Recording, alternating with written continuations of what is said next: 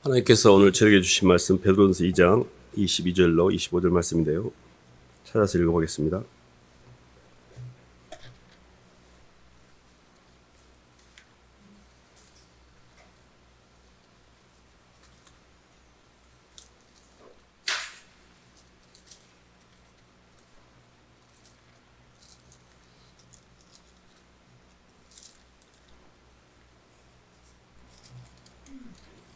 신약 379쪽입니다. 베드로전서 2장 22절로 25절. 그는 죄를 범하지 아니하시고 시작.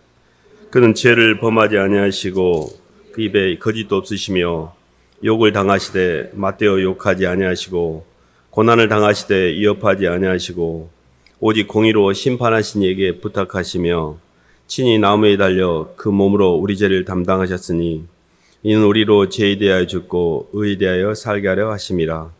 그가 채찍에 맞음으로 너희는 나음을 얻었나니 너희가 전에는 양과 같이 길을 잃었더니 이제는 너희 영혼의 목자와 감독 되신 이에게 돌아왔느니라. 아멘. 박수로 하나님께 영광 돌리겠습니다. 세상을 이기는 원리라는 말씀 제목인데요.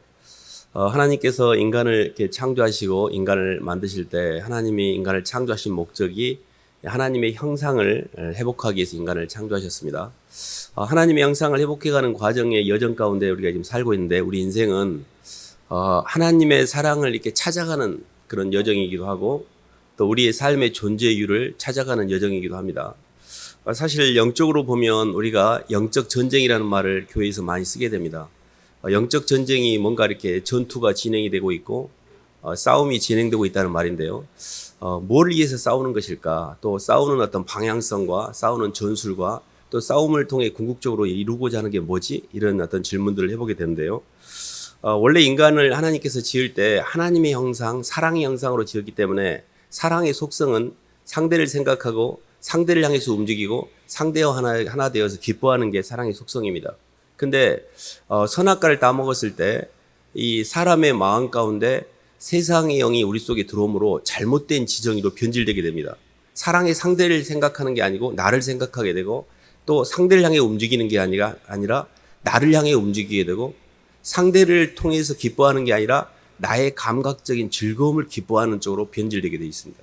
그래서 우리는 하나님의 사랑으로 창조된 창조의 원형에서 인간 스스로의 자유의지의 잘못된 선택으로 말미암아 하나님의 창조의 질서에서 벗어난 상태로 우리 인생이 흘러가고 있는 거거든요.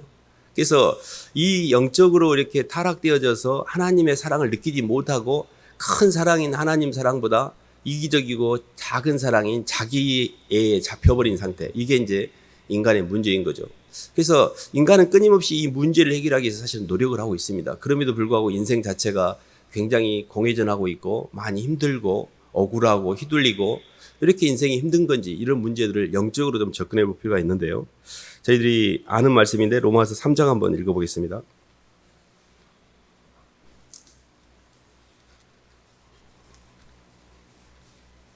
로마서 3장 13절로 18절 한번 읽어보겠습니다. 10절부터 18절까지 읽겠습니다. 기록된 바 시작. 기록된 바 의인은 없나니 하나도 없으며 깨닫는 자도 없고 하나님을 찾는 자도 없고 다 치우쳐 함께 무익하게 되고 선을 행하는 자는 없나니 하나도 없도다. 그들의 목구멍은 열린 무덤이요 그 혀로는 속임을 일삼으며 그 입술에는 독사의 독이 있고 그 입에는 저주와 악독이 가득하고 그 발은 피 흘리는 데 빠른지라. 팔멸과 고생이 그 길에 있어 평강의 길을 알지 못하였고 그들의 눈앞에 하나님을 두려움이 없느니라 함과 같으니라. 아멘. 인간이 하나님의 창조의 원형에서 벗어나는 결과 가장 첫 번째 문제가 뭐냐면 방향성의 문제였습니다.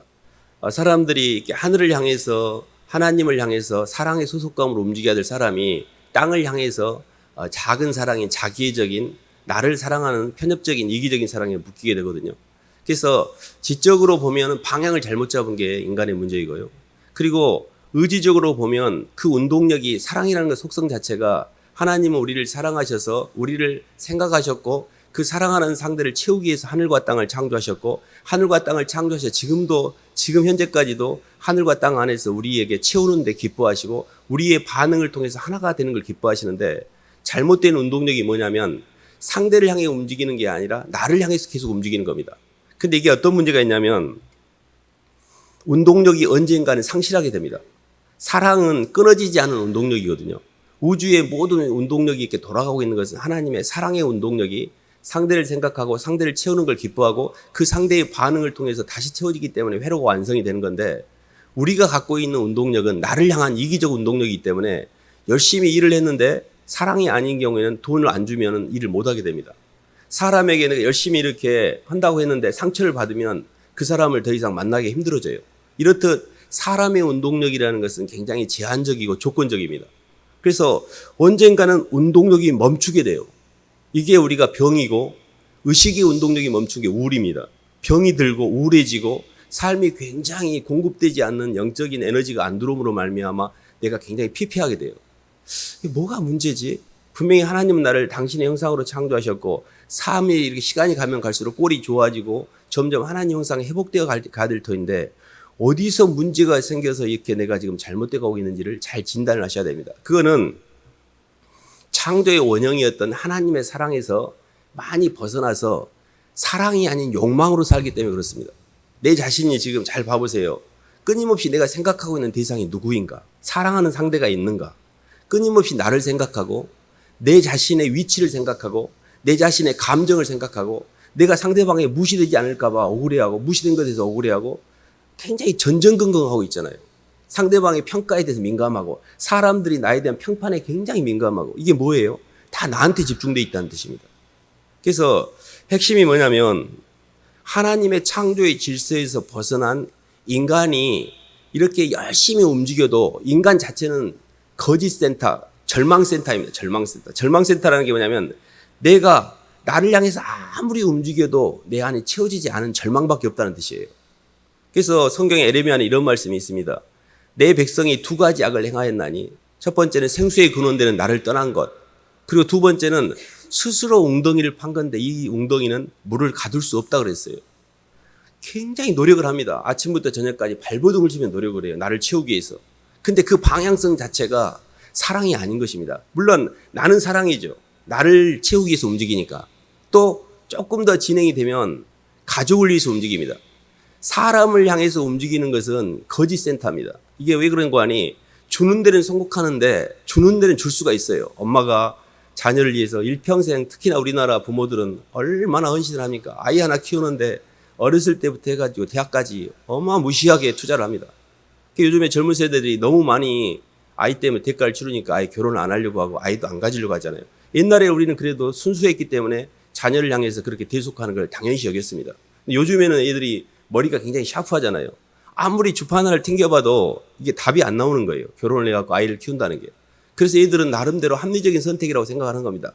간과한 것이 있는데요. 사람은 상대를 향하는 움직임을 통하여 그 사랑을 향해서 움직일 때 내 겉사람이 파쇄가 되면서 영이 새롭게 되는데 상대를 품지 않으면 그 겉사람 그대로 있게 돼요. 이게 마귀의 존재 양식이거든요.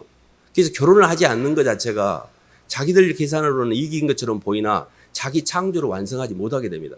영적으로 보면 하나님은 사랑의 영이기 때문에 소속감을 통해서만 내 존재가 확인됩니다.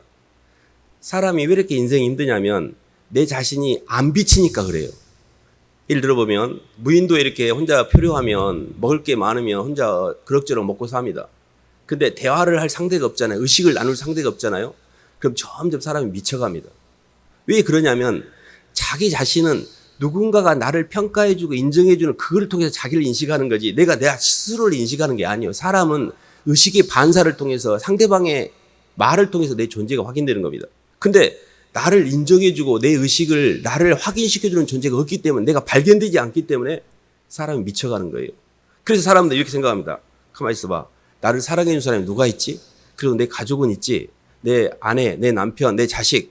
그래서 그 사람들에게 집중합니다. 그렇게 막 집중하다 보면 굉장히 사랑이 들어오는 것 같아요. 그래서 흐뭇합니다. 이런 소속감. 역시 내가 잘 선택했어.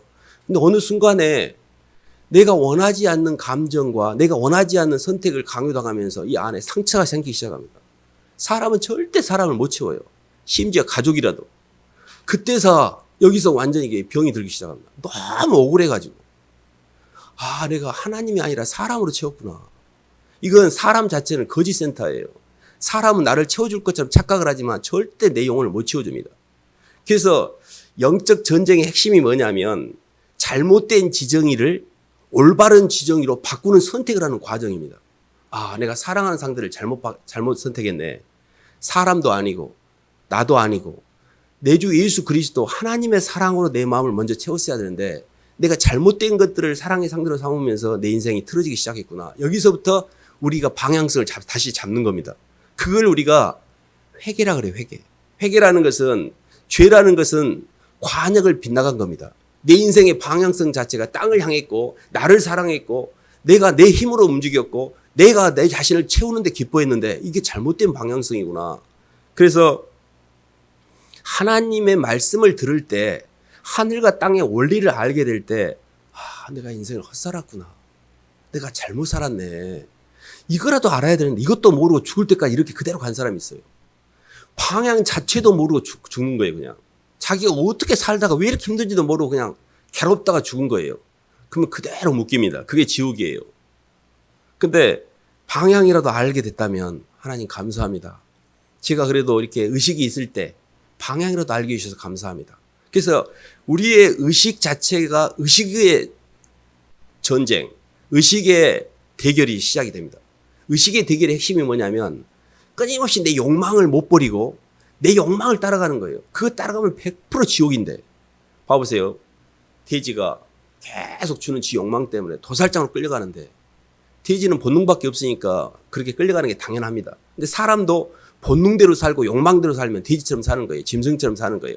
근데 우리는 하나님 말씀이 있잖아요.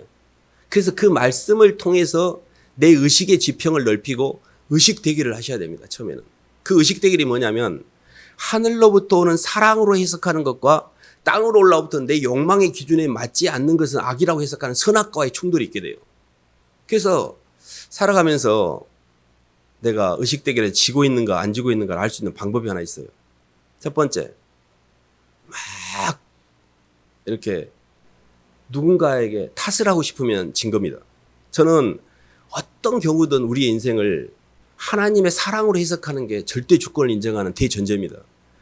주님이 어떤 목숨을 잃는 순간까지도 억울해하거나 분해하지 않으셨어요. 그것은 하나님으로부터는 충만 의식 통해서 자신의 삶의 이 환경을 주심의 의미에 대한 완벽한 해석을 하고 있었어요. 어떤 환경도 누구 때문에라는 말을 쓰지 않았습니다. 이게 굉장히 중요한 일입니다. 왜냐하면 여기를 못 벗어나면 의식이 전환이 안 돼요. 저는 한동안 피해의식 가운데 살았던 것 같습니다. 뻑하면 내가 잡아먹을 상대를 찾았고 뻑하면 이 문제의 핵심이 누구야라고 책임 전가를 하려고 했고 누군가 한 명을 잡아먹어야 내가 사니까 너무 옆에 사람을 막 뜯어먹었던 것 같아요. 판단하고 책임 전가하고 탓하고 이게 제 삶의 연속이었던 것 같아요. 근데 어느 순간 나 이제 이렇게 더 이상 안 살래. 이거 뭐야? 내 인생 맨 피해의식밖에 없잖아. 내 인생 누구 때문에 이렇게 됐다고 맨 남만 원망하고 살잖아. 그러면서 제 동력을 다 잃어가고 있는 거예요. 그래서 말씀을 통해서 깨닫게 됐습니다. 아, 이게 마귀가 주는 생각이었구나. 이게 나는 굉장히 내가 합리적인 선택이라고 생각했는데 완전히 내가 마귀한테 잡혔네 하고 의식 전쟁을 하기 시작했습니다. 그래서 무슨 경우가 있든 탓을 하려고 하면 스탑 시킵니다. 그거 아니잖아. 너 지금 또 속고 있잖아. 하나님이 주신 건데 왜 너 다른 사람을 탓하고 그래?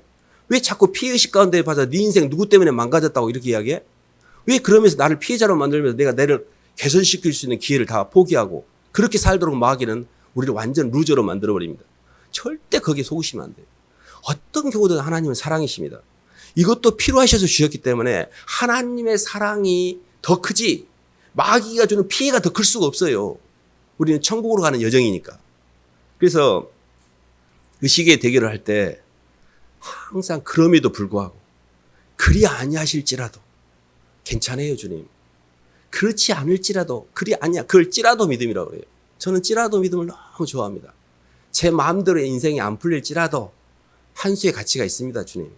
제가 이렇게 흙덩어리였는데 제 본질이 흙인데 이렇게 몸뚱이도 있고 이렇게 살아간 것만도 감사하고 숨도 쉬고 있고 손발도 움직이고 이렇게 사랑구실한 것만도 감사하고 그리 아니하실지라도 주님 감사해요. 이렇게 환경을 통해서 오는 사람을 통해서 오는 어떤 것도 피해 가운데 잡히지 않고 의식되기를 먼저 하셔야 됩니다. 그 첫 번째 의식되기의 핵심이 뭐냐면 하나님은 사랑이시다. 하나님은 내게 있어 어떤 경우든 사랑이시고 내게 얼마나 무시하게 환경에 이렇게 힘듦이 올지라도 그것을 내가 힘들다고 해석했을 뿐이지 사랑인 겁니다. 저희가 이제 그런 게 영적인 싸움인데요. 말씀 한 말씀 봐볼까요? 로마서 12장 한번 봐보겠습니다.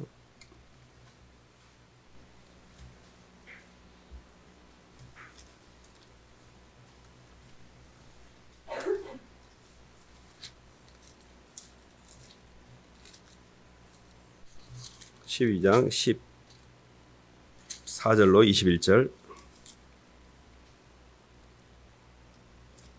17절로 21절까지 먼저 읽고 있습니다. 아무에게도 시작. 아무에게도 악을 악으로 갚지 말고 모든 사람 앞에서 선한 일을 도모하라. 할 수 있거든 너희로서는 모든 사람과 더불어 화목하라.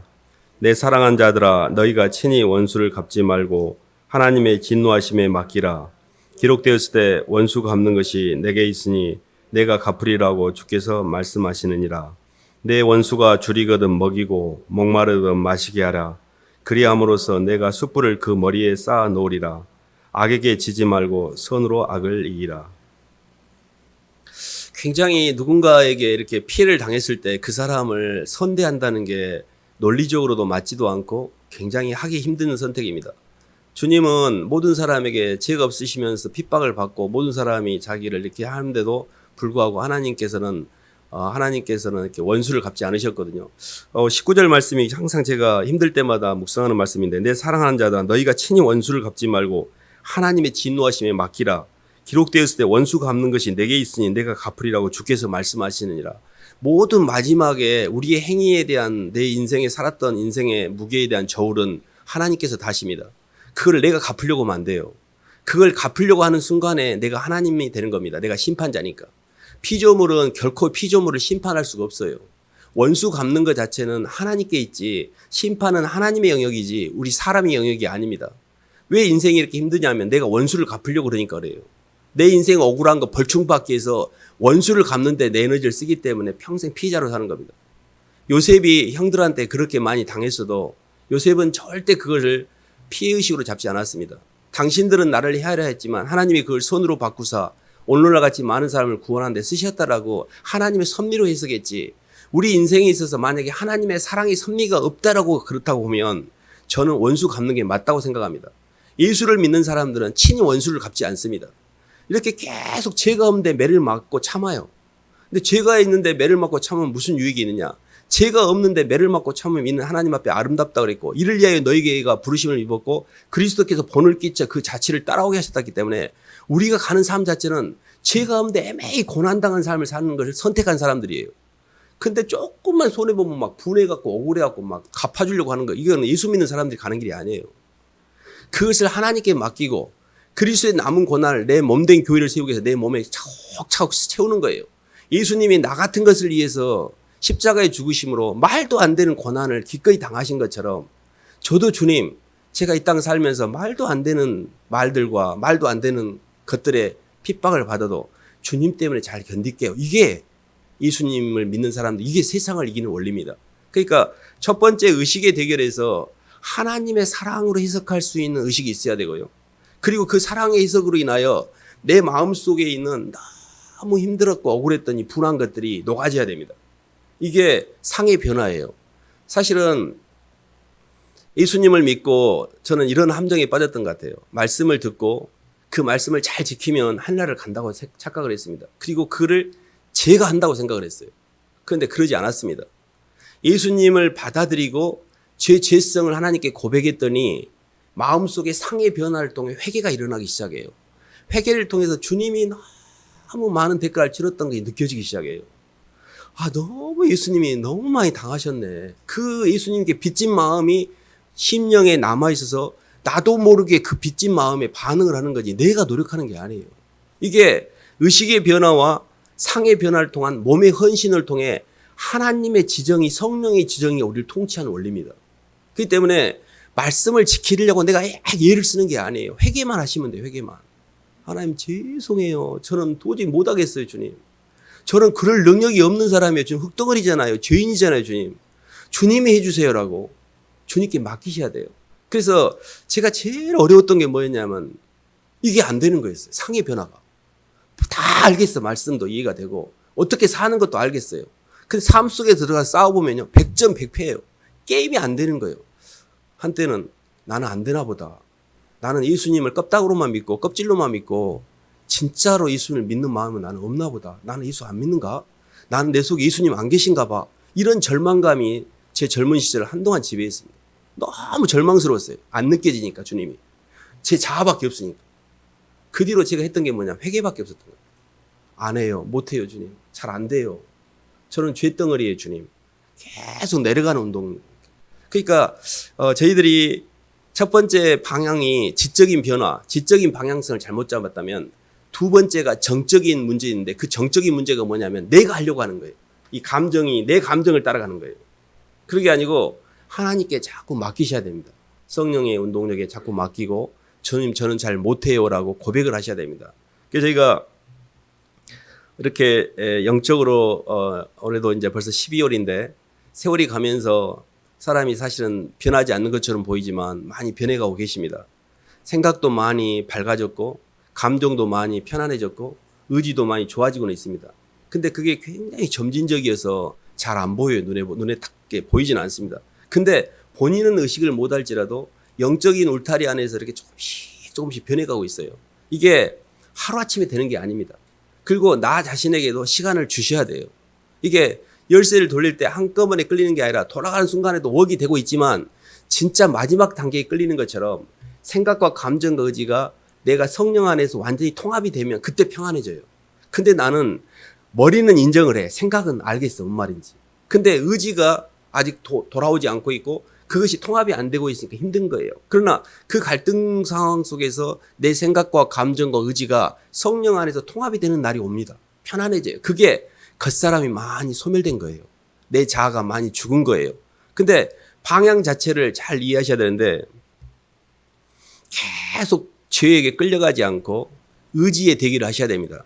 저희가 첫 번째가 피해의식과 첫 번째가 하나님의 은혜의, 하나님의 충만의식과의 이 주체의식과 피해의식이, 주체의식의 반대가 피해의식이거든요. 근데 의지의 대결의 가장 핵심이 뭐냐면 휘둘리고 끌려가는 것과 그걸 다스리고 선택하는 싸움이 돼요. 두 번째는. 이게 굉장히 중요한 영역인데 돈에 막 끌려가면 그 돈이 나한테 나중에 내가 막 벌벌벌 떠고 끌려가면 걔가 나를 잘 해줄 것 같아요. 돈을 다스려야 됩니다. 시간도 마찬가지고 죽음도 마찬가지예요. 끌려가는 것은 100% 지는 겁니다. 그래서 의식의 대결에서 피해의식에 잡히느냐 하나님의 사랑으로 해석하느냐의 싸움이라면 의지의 대결은 수동적으로 끌려가느냐 다스리느냐의 싸움이에요. 이게 죽음이 와도 끌려가시면 안 돼요. 벌벌벌 떠시면 안 돼요. 몸이 아파도 벌벌벌 떠시면 안 돼요. 다스려야 돼요. 조용해라. 잠잠하고 고요해라. 봐보세요. 제자들이 갈릴리 바다에서 갈 때 풍랑이 칠 때 제자들이 인식하고 있는 환경이었습니다. 그 환경이 막 풍랑이 집더미처럼 멈추니까 주님 우리를 죽이실 작정이냐고 막 벌벌벌 떨면서 막 호들갑을 떨면서 마귀의 특징 사소한 일을 굉장히 심각하게 이야기해요. 근데 하나님 특징이 뭐냐면 하나님의 특징은 심각한 문제도 아무렇지도 않은 거예요. 아무것도 아니에요. 너무 심각하고 너무 문제를 크게 만든 게 다 마귀의 속성이에요. 그렇게 해야 자아가 발동이 되거든요. 그렇게 해야 봐보세요. 가인이 아벨을 쳐 죽일 때 분노를 막 내가지고 그 문제를 심각하게 이야기해요. 어떻게 하나님이 나한테 이럴 수가 있냐고. 심각하게 이야기해가지고 그 분노로 애기를 쳐 죽이잖아요. 그렇게 해야 내가 정당하게 보이거든요. 하나님의 영은 고요해요. 잠잠해요. 문제가 없어요. 근데 자꾸 주변에 막 문제를 막 크게 만들고 막 부항부항 했었고 이게 뭐예요? 다 마귀들이 하는 짓거리예요. 의지의 대결의 핵심이 뭐냐면 잠잠하고 고요하는 거예요. 고물에 베개를 베고 주무시는 주님이 계시잖아요. 제 인생에. 주님께 맡기는 거예요. 이것도 필요해서 주신 건데 풍랑 너 그거 허상인 줄 알아? 잠잠하고 고요해. 조용히 안 하냐? 하고 꾸짖으면 없어질 거를 막 그걸 고치려고 막 노력하고 막 풍랑 빨리빨리 물 터가지고 막 배에 물 들어오니까 빨리빨리 막 사람들 동원해갖고 문제를 해결하고 굉장히 능력이 있는 것 같죠. 믿음이 일도 없는 겁니다. 근데 주님께 맡기는 거예요. 주님이 하시는데 어찌 제가 그 잔을 마시지 않겠습니까? 주님이 욥이 그랬잖아요. 나의 가는 길을 그가 하시나니 그가 나를 단련하신 이후에 내가 정금처럼 나오리라. 이 고난의 길 도저히 이해가 안 돼. 주신 분도 하나님이고 취하신 분도 하나님이라고 그러는데 이게 뭐냐면 너무 힘든데 이유를 모르겠는 거예요. 근데 한 가지 아는 것은 하나님이 하고 계시니까 언젠가는 내가 정금처럼 내 안에 불순물을 제거하고 하나님께서 인도하실 거라는 고백을 하는 거잖아요. 그래서 베드로전서 2장 오늘 22절 말씀 다시 한번 봐볼까요?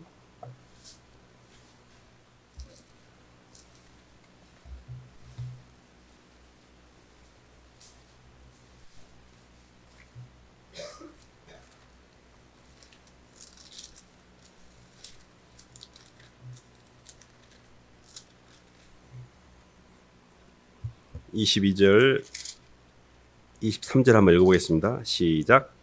그는 죄를 범하지 아니하시고 그 입에 거짓도 없으시며 욕을 당하시되 맞대어 욕하지 아니하시고 고난을 당하시되 이업하지 아니하시고 오직 공의로 심판하신 이에게 부탁하시며 24절까지 읽겠습니다.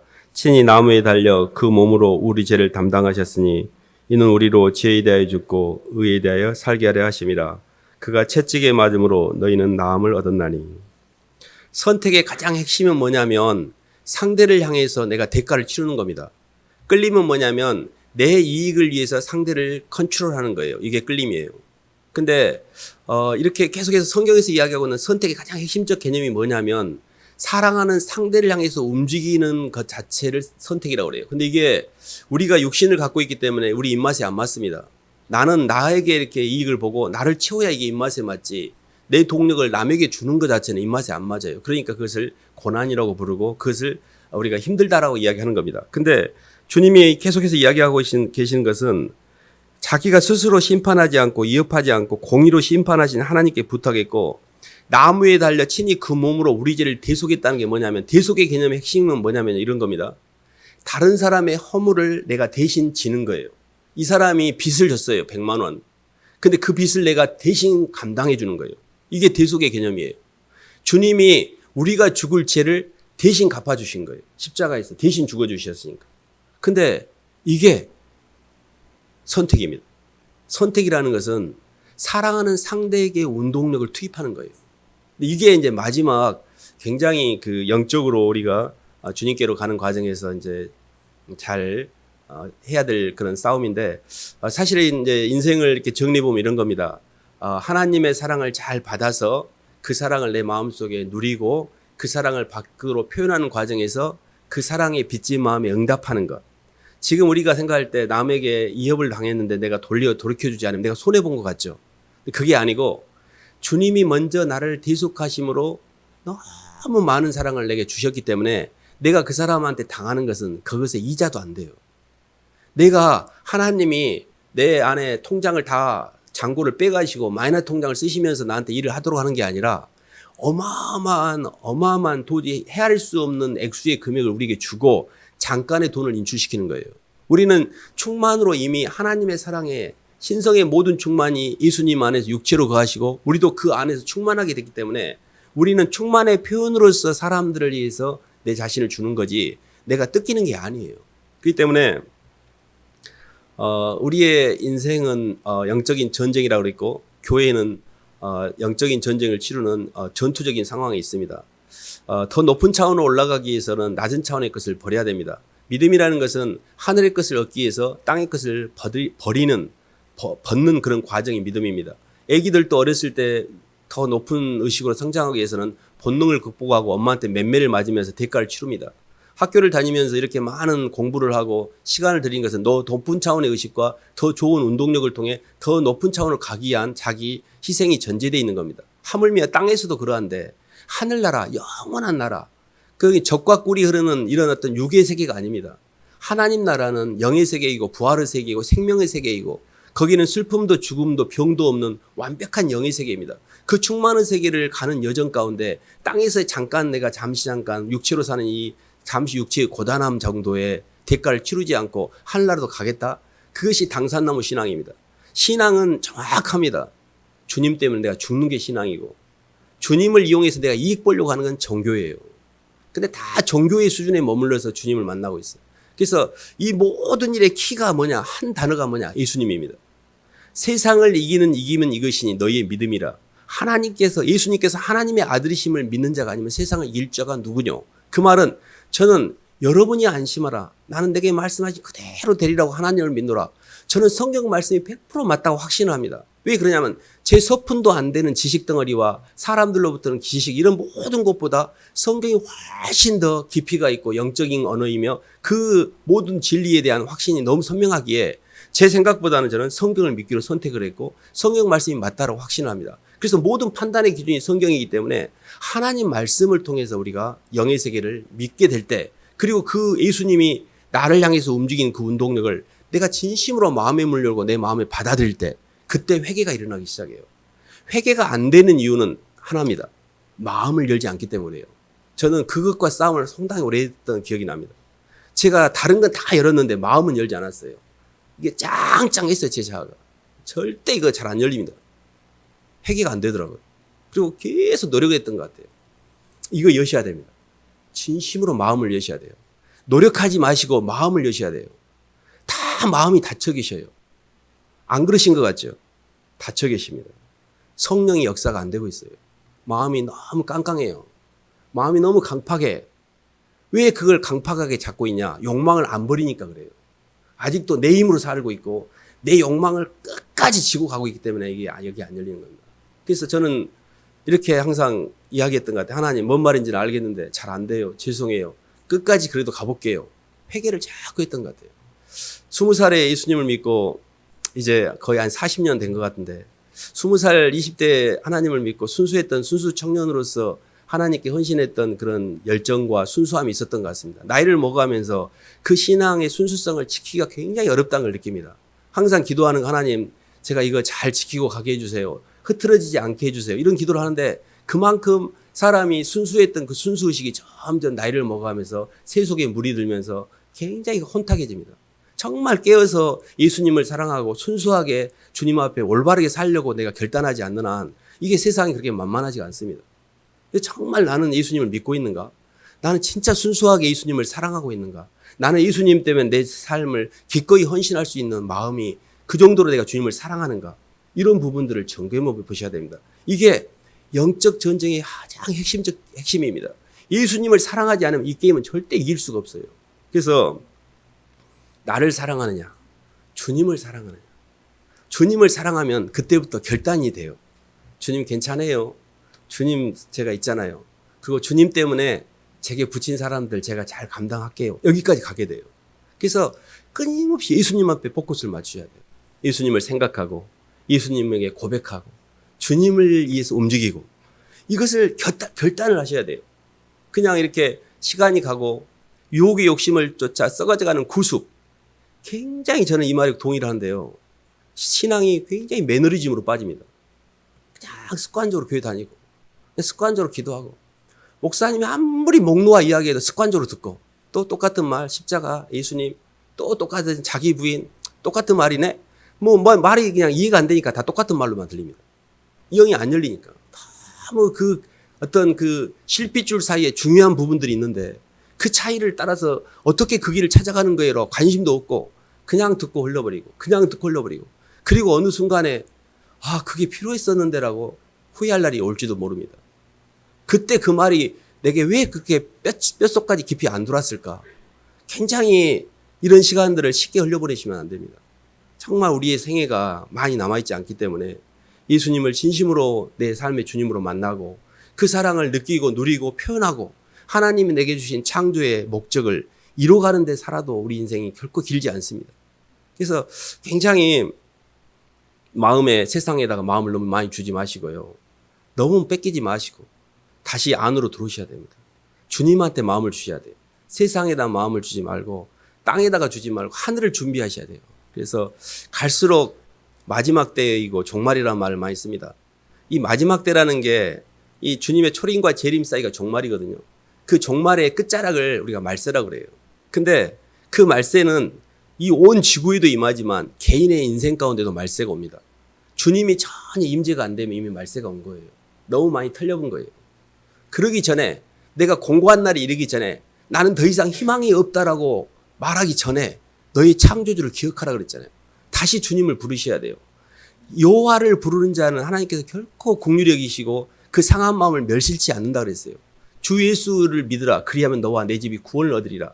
주는 그리스도시요 살아계신 하나님의 아들이시며 제 인생의 유일한 희망이십니다. 주님이 전리에서 십자가에 죽으심으로 제가 생명을 얻었고, 주님이 전리에서 채찍에 맞음으로 제가 나음을 얻었고, 주님이 대속해 주심으로 제 삶의 존재 의미를 제가 알게 됐습니다. 계속 주님을 묵상하시고 주님께 대화하고 주님을 고백하다 보면 희한하게 이 마음이 열리기 시작해요. 이게 성령이 역사하고 있는 겁니다. 이 성령의 중생의 체험, 이 중생의 시선과 성령의 새롭게 하심, 이게 굉장히 중요합니다. 그거는 내 입술에 진실된 고백, 진심으로 마음을 열고 내 주 예수 그리스도를 향한 진실된 고백의 토대 위에 성령이 들어오셔요. 이 체험이 기본적으로 우리 안에 상의 변화의 핵심입니다. 이게 우리가 영적 전쟁을 하고 있는 겁니다. 그 싸움을 많이 하셔야 돼요. 그래서 오늘 말씀을 보면 주님은 너무 많이 당하셨는데 악으로 악을 갚지 않고 선으로 악을 갚았습니다. 그게 뭐냐면 견디셨던 거예요. 그리고 그 모든 걸 알고 있는 아버지께 부탁했던 거예요. 아버지, 제 이 모든 거 아시잖아요. 그 심판하신 얘기 부탁했습니다. 삶 속에서 억울하고 힘든 일이 있으면 절대 그것을 표현하시면 안 돼요. 주님께 부탁해야 돼요. 그때 이게 성령으로 바뀌어요. 너무 억울해. 근데 예수님 때문에 견디는 거예요. 근데 그냥 육으로 견디면요, 트라우마 걸려갖고 저녁에 잠을 못 잡니다. 절대 그렇게 하시면 안 돼요. 어떻게든 풀어야 되는데, 근데 주님 앞에서 풀을 때 상대방을 해코지하지 않아도 되고 나도 풀리는 거예요. 근데 주님과의 만남이 없으면 상대방이 해코지하면 나는 사는데 상대방은 죽는 거예요. 근데 상대방한테 해코지를 못할 것 같아서 내가 견뎌, 그냥 육으로 그냥 견뎌. 상대방은 사는데 내가 죽는 거예요. 상대방도 살고 내가 사는 길이 있습니다. 아버지께 맡기는 거예요. 하나님, 저 심판하지 않아요. 주님, 저 마음 주님한테 맡깁니다. 하나님께 용서를 구하고 다른 사람도 용서해 주셔야 돼요. 용서를 해야만 살아납니다. 절대 미워하면 안 돼요. 그 누구도 미워하면 안 됩니다. 완전 자충수입니다. 외통수예요. 그 수를 드시면 안 돼요. 그래서 원수를 위해서 축복해주고 원수를 위해서 기도해라. 그리고 원수를 선대하라 그랬잖아요. 그 머리 위에 숯불을 올리는 거와 똑같다 그랬어요. 얼마나 뜨겁겠어요, 이 머리가. 화끈거리고 그가 회개하게 됩니다. 그것 때문에. 하나님은 우리에게 선으로 악을 이기게 해놨지 복수 같은 거, 그런 마귀들이 하는 짓거리예요. 절대 미워하거나 복수하려고 하거나 분노하거나 이런 마음을 품고 산다는 것 자체가 회개하셔야 됩니다. 죄송해요, 하나님. 그래서 절대 선으로 악을 이겨야 돼요. 철저하게 사랑으로 미움을 이겨야 되지, 미움 갖고 미움을 이기시면 안 돼요. 하나님은 사랑이시고 절대 사람을 미워하시면 안 됩니다. 사랑으로 미움을 이기셔야 돼요. 미워하는 순간에 모든 동력이 다 차단돼 버려요.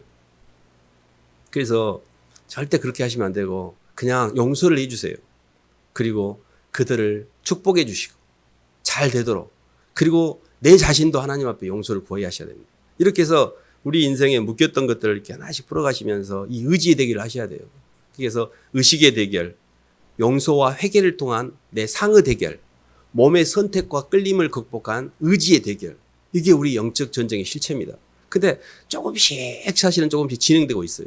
생각도 많이 변하고 있고 감정 상태도 많이 누그러지고 있고 의지도 많이 좋아지고는 있습니다. 근데 아직 나대 갈 길이 아직 멉니다. 희망이 있는 것은 우리 속에서 착한 일을 시작하신 이가 그리스도 예수의 날까지 이루실 줄을 확신한다는 게, 주님이 그 창조를 완성해 가십니다. 우리가 그분 안에만 있으면 그분이 인도해 가셔요. 그래서 주님께서 우리를 이렇게 선하게 인도해 가시면서 너가 죄가 없는데 매를 먹고 참으면 네가 하나님 백성이라는 증거다. 분해하지 말고 억울해하지 말고 나를 보고 잘 따라와라. 내가 그렇기 때문에 너희들이 힘들지 않기 위해서 본을 먼저 끼쳤잖냐. 그래서 우리가 피곤하여 낙심하지 않기 위해서 죄인들이 이같이 자기의 거역한 일을 참으신 주님을 생각하라 했잖아요. 예수님이 얼마나 많이 견디셨는가를 생각하면 내 힘듦은 아무것도 아니에요. 너무 주님이 힘드셨기 때문에 이건 힘든 거라고 말할 수가 없어요. 힘들다고 느낀 건 힘든 것이 아닙니다, 사실. 그래서 하나님, 주님도 가셨는데 제가 어찌 그 길을 못 가겠습니까? 기꺼이 가겠습니다 해서 주님과 잘 동행하시기를 주님의 이름으로 축원합니다. 하나님 아버지 감사드립니다. 살아가면서 많은 힘듦이 있고 많은 억울함도 있고 분노도 있는데 이것들이 왜 존재하는지 방향도 몰랐고 어떻게 해결해야 되는지 운동력도 몰랐고 무엇이 원인인지 그 감정의 아버지 그 끝도 헤아리지 못했습니다. 하나님이 사랑하셔서 말씀을 통해서 저희를 분별하게 해주시고 저희들이 가야 될 방향과 저희들이 행해야 될 운동력과 저희들이 완성해야 될 아는 세계까지 밝히 보여주시니 감사를 드립니다. 하나님 저희가 주님께 집중하게 도와주시고 주님을 사랑하고 주님을 기뻐하고 주님을 위해서 남은 생애를 살 수 있도록 인도하여 주시옵소서. 예수님 이름으로 기도드립니다.